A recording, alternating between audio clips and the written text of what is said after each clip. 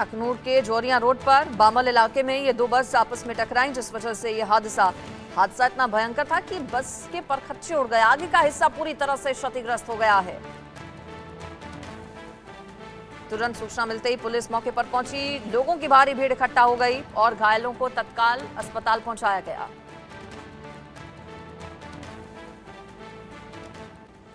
छोटा शकील के रिश्तेदार आरिफ शेख की मौत हो गई है। दिल का दौरा पड़ने की वजह से जेजे अस्पताल में आरिफ शेख की मौत हो गई। आर्थर रोड जेल में था बंद आरिफ शेख, कुख्यात गैंगस्टर छोटा शकील का रिश्तेदार आरिफ शेख, जिसकी मौत हो गई है।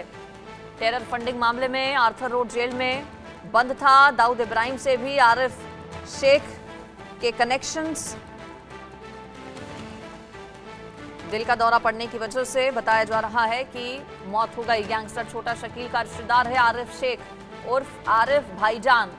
मुंबई के जेजे अस्पताल में दिल का दौरा पड़ने से इसकी जान चली गई है। आर्थर रोड जेल में बंद था।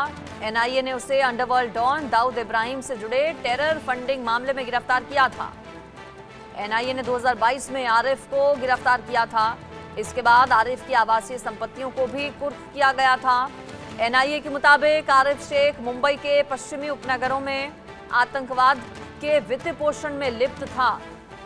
2022 से जेल में बंद था। टेरर फंडिंग मामले में आर्थर रोड जेल में बंद था। मुंबई के जेजे अस्पताल में दिल का दौरा पड़ने की वजह से मौत हो गई आरिफ शेख की।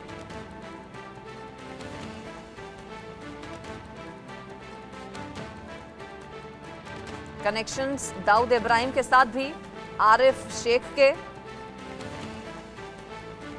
छोटा शकील का रिश्तेदार, टेरर फंडिंग मामले में गिरफ्तारी हुई थी।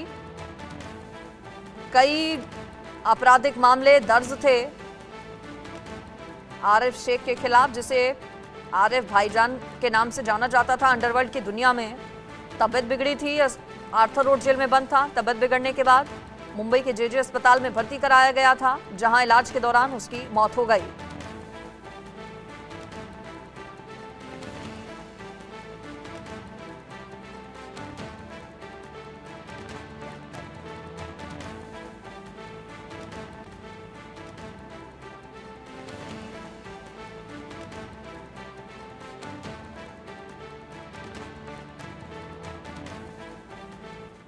और चलिए अब आपको सीधी तस्वीरें दिखाते हैं। प्रधानमंत्री नरेंद्र मोदी की शेख हसीना के साथ मुलाकात, सीधी तस्वीरें आ रही हैं। दोनों नेताओं के बीच मुलाकात की। शेख हसीना 15 दिन में दूसरी बार भारत के दौरे पर पहुंची हैं।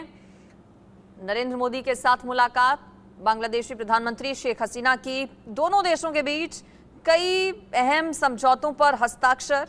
शेख हसीना का ये पूरा दौरा बेहद खास। बांग्लादेश की प्रधानमंत्री शेख हसीना भारत पहुंची हुई हैं। 15 दिन के भीतर उनकी ये दूसरी यात्रा है। तीस्ता जल बंटवारे पर बातचीत दोनों नेताओं के बीच सबसे ज्यादा अहम। यूं तो कई मुद्दों पर बातचीत पीएम मोदी और शेख हसीना के बीच में, लेकिन सबसे ज्यादा महत्वपूर्ण करार जो दोनों देशों के बीच होने वाला है वो है तीस्ता जल बंटवारे को लेकर।